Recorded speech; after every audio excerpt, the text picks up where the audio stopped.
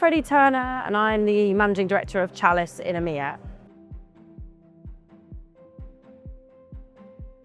Containerisation is a brand new standard of technology that has come to the ad tech industry. You might hear it referred to as the ARTF framework.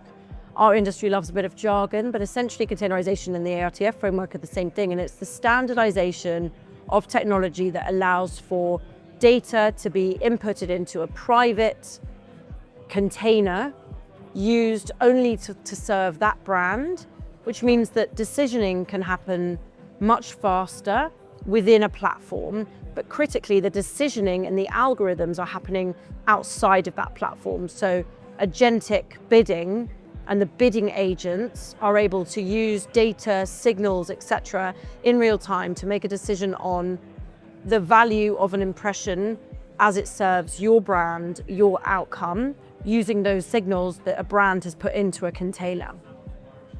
Another way of thinking about containerisation, another analogy is the bento box analogy. So Chalice and Dentsu have very much been working together on this, and there's within the bento box, if you think about a bento box like a container, all of the different data sets, the different signals that might be important to a brand, a campaign, an outcome, all get standardized in the way that they are viewed and received. And then the signals are then attributed, the value of those signals are then attributed to what's important to that brand.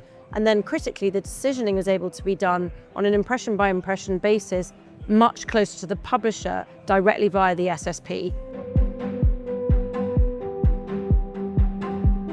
Well, with containerisation and the advent of the technology, what it allows for is that decisioning now happens closer to the publisher, where there are so many rich signals, which means that the decisioning can happen in real time. Prior to containerisation, this wasn't possible because it would take about 100 milliseconds for those decisions to happen, which would mean that it was too slow to integrate any other technology, any data, any signals, etc. So now that happens in 0.5 of a millisecond or 1 millisecond, which means you're able to overlay 100 times more decisioning. And the reason that that's possible is because the containers are built within the SSP infrastructure, which means all of the signals from the sell side and any other signals that a brand brings are all able to be put into the private container, and the decisioning happens within that container on every impression as it forms. I think historically, machine learning has been around for a long time and it's always been bundled. So if you think traditionally about how platforms operate, you have the machine learning combined with the data, combined with the price of media, and that all happens within a platform.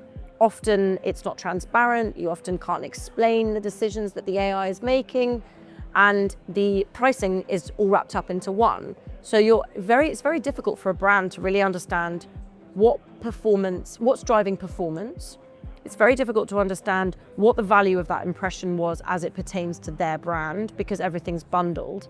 So if you're able to take back and take the modules of what's important to a brand and separate them, so data versus platform versus AI, and bring that AI out of the platform, what that means is you take the AI closer to the brand, closer to the data, and critically it means that the AI is owned by the brand, which means that the models are built and trained only on what matters to a brand. There's no conflicting priorities. There are no legacy priorities that happen because of technology integrations or preferred technology.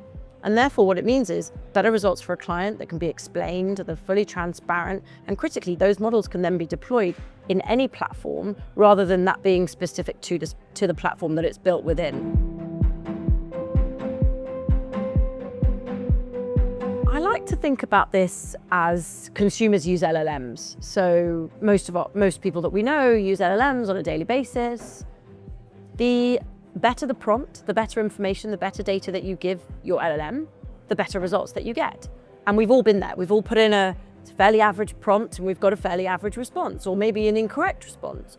And that's because the LLMs are being trained on multiple different data sources, and they're being trained by other data and other priorities and other competitors. When you take back control of the AI and you build those models specifically to what is important to your brand, you're gaining a competitive advantage over your competition, because you're essentially training the LLMs as if you're a consumer on all of the different data sets that really are critical to your business. And this hasn't been possible before because of lack of technology and the lack of standardized infrastructure, which has meant that we've got pretty complacent and pretty okay with using in-platform algorithms. But now that technology is capable of sitting outside, the only way to gain competitive advantage is by keeping your data private, making sure your AI is transparent and explainable, and therefore making better, faster decisions that your competitors are not able to do.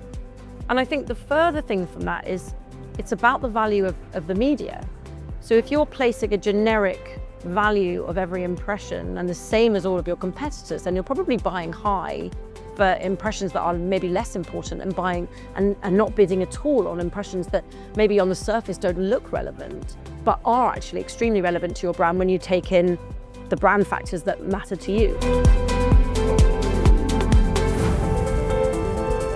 Still really early days, so I would say speak to your agency, speak to Chalice about how we can support you, because really it's about understanding what the priority is for your campaign, for your business.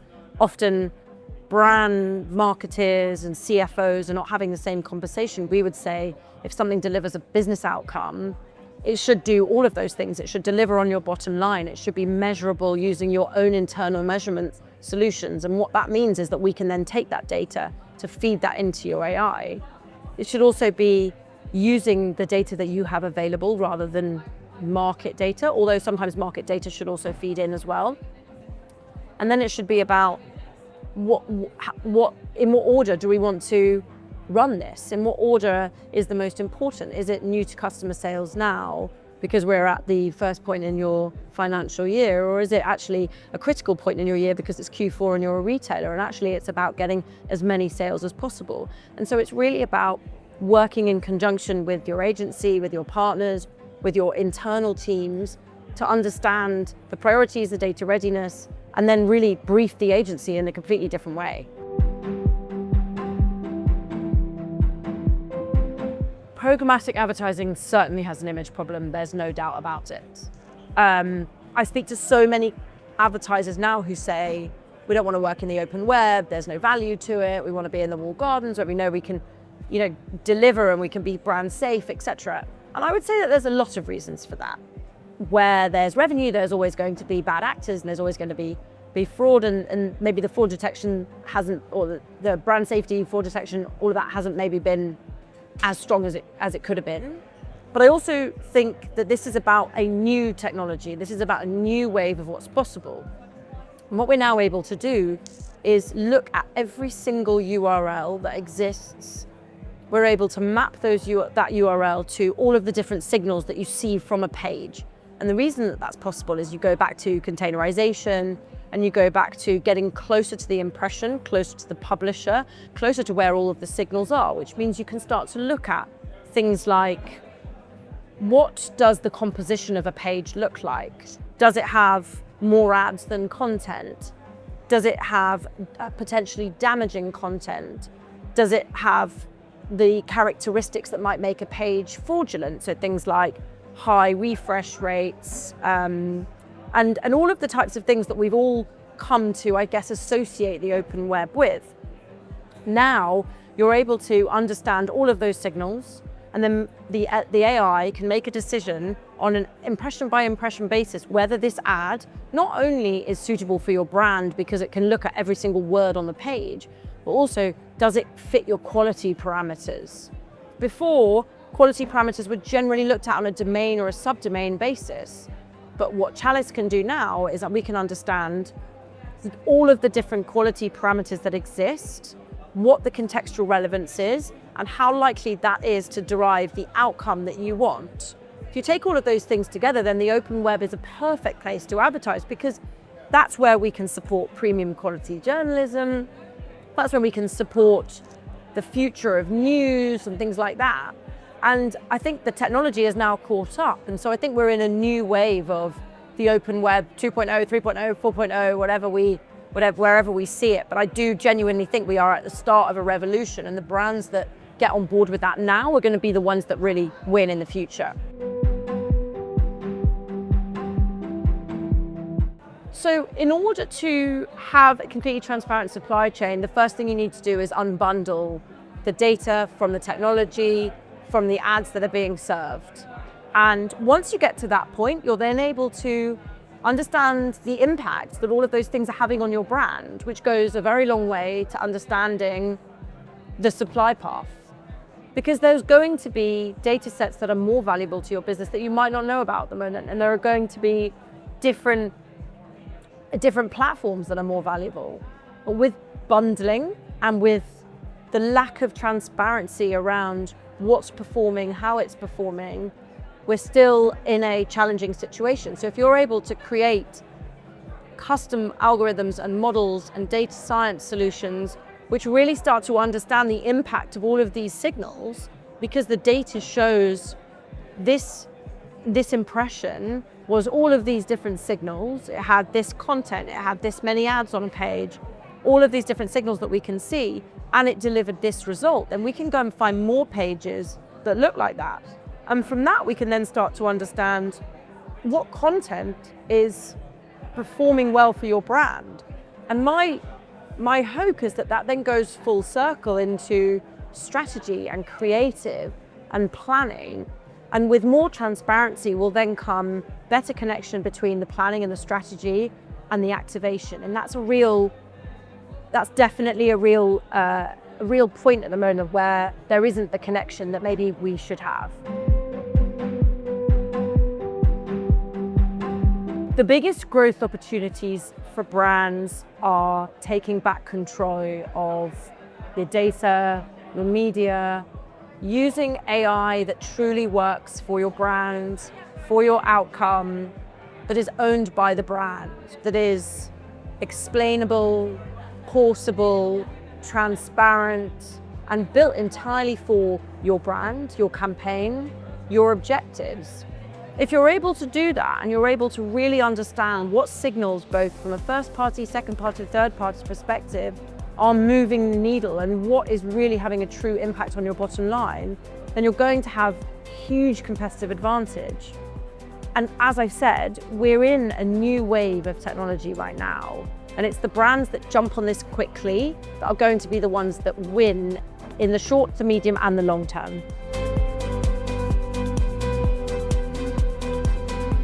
One piece of advice that I would say to brands is start understanding what data you have and how can an algorithm and an AI really drive your business outcomes, and speak to companies like Chalice who can help build that AI and those algorithms for you, but critically still keep them within your own infrastructure and ecosystem.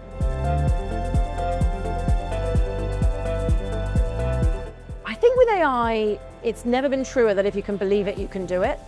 And I work for an AI company, which means the people who work at Chalice teach me things about how to use AI systems and platforms all day long. And what we couldn't do in a year, we can now do in a day. So we onboard client first-party data and we build models and algorithms to then transact on every single impression on a daily basis now. And I think the speed and the accuracy of that is genuinely mind-blowing.